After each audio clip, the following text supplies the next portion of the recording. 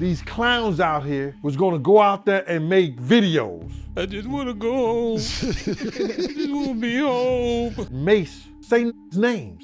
Yeah, security crime behind the car. Damn. People look at me as being bad boy security. Yeah, this blanket. You're like, what? Oh, Gene Deal was crying for the blanket. Gene Deal was this, that, and the Gene Deal was this, that, and the third. But he there for security.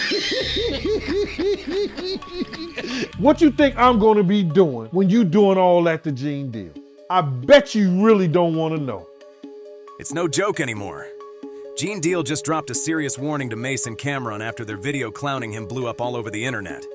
This beef is about to blow up. This can't tell me nothing. That's why when be talking tough, I said, man, just save it. I done seen all that. Nigga said he wanna just go home. Oh, shit. This blanket. You're like, what? But he there for security. You're never gonna be in this position.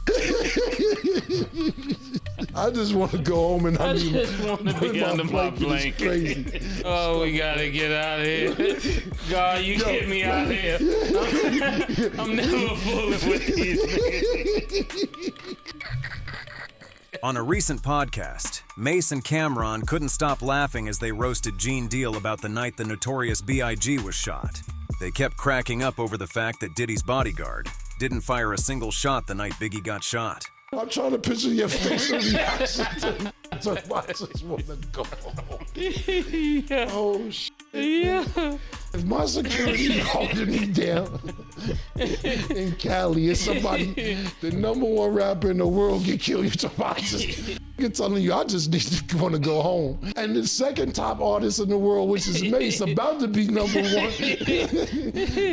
Nigga said, that's what I'm saying, I wonder his face, because I'm like, if y'all letting do that to Big, I don't stand a chance. The clip went viral fast, and Gene Deal wasn't going to let it slide. When he heard the jokes, he fired back at Mase, telling him to be a man with the nuts if he had something to say. Say, if you gonna say something, be man of motherfucking nuts to name his name. When I tell a motherfucking story, Rex, I tell it with the name. But things just heated up even more when Gene dropped a disturbing message to Mase and Cam'ron during his recent interview on The Art of Dialogue podcast. Now the content creators who went out there and they start running off by their mouth, trying to make airways and trying to make a show. Here go a grown-ass man, Mase and Cam'ron, made suggestions to bad boy security. These clowns out here was gonna go out there and make videos. When you do stuff like that, you gotta know right now that people look at me as being bad boy security. You gotta be clear. As soon as that drop, you got 5 or 6 out there. Oh, Gene Deal was crying for the blanket. Gene Deal was this, that, and the Gene Deal was this, that, and the third. And the next part of his message was deeply disturbing. You already know, Mase. When you doing all that stuff to Gene Deal, what do Gene Deal supposed to be doing while you doing all that? I bet you really don't want to know.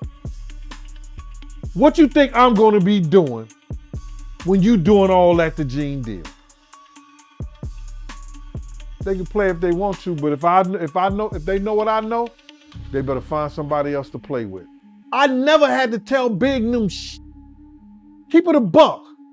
I never had to tell Big them I told Big to his face, if you go to this party tonight, one of y'all gonna die. Some people gonna die if you go to this party tonight. Before this episode dropped, he gave Mase and Cam'ron several subtle warnings, letting them know he's not someone to be played with or disrespected. But with their shade going viral, it looks like Gene has nothing left to lose. Everybody trying to go viral.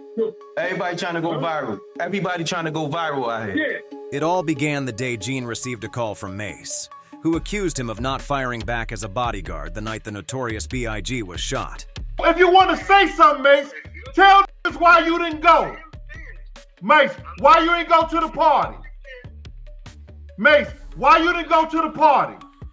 Party? Because I was in a hotel with Brandon. Why you didn't go? Brandy told you, you told me that Brandy told you, let's go to the party. Why you didn't go to the party? I didn't go to the party because all y'all seem like snakes. And I'm not going to be around no niggas. So Mase, who told you? Mase, didn't I tell you? Listen to him, Mase. Did I tell? Let's keep it 100. When you was riding around, Let me answer. Go ahead. Let me answer the question. You guys was the security. If somebody shot the biggest rapper in the world, why y'all didn't shoot back? Y'all had guns? Mase, let me ask you something.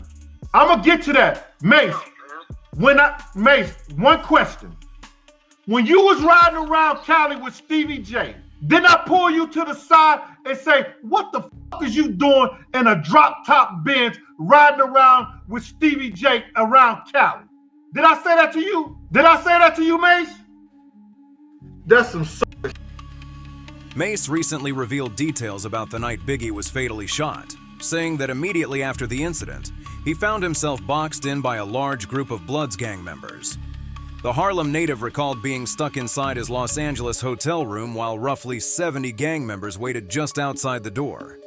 He suspects they were out looking for other bad boy artists, or possibly something far worse. I was actually in a hotel with a young lady.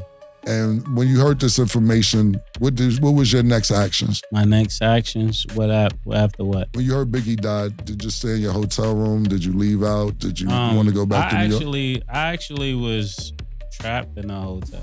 Now I want to ask the question. What do you mean trapped?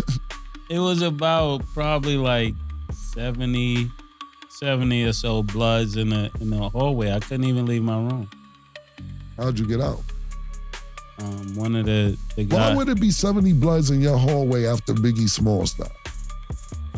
Actually, after Big got killed, they was probably looking for more bad boy artists. And I couldn't even leave the room till Gene Dill, the officer had to come get me. Gene also addressed Mase's accusations publicly, explaining why he didn't fire back at Biggie's attacker. So he was trying to divert that whole conversation and make it seem like, so Gene, why you didn't shoot? Listen to me. It wasn't because Big wasn't my principal. He knew the fact that we had blew the light and we was halfway down the block, crossed the light, and then when the first shot went off, our driver took straight off. I'm screaming at our driver because he was told that somebody was pointing a gun at Big and them. He should have just threw the car in reverse. He knew the whole story, my man, because me and him had a conversation on the phone. He the one told me, well, I was in the room with Brandy and Brandy was trying to get me out the room to come to the party.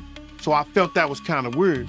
So she said Brandy was calling me trying to get me out the room to come to the party. Well, you was in the room with Brandy.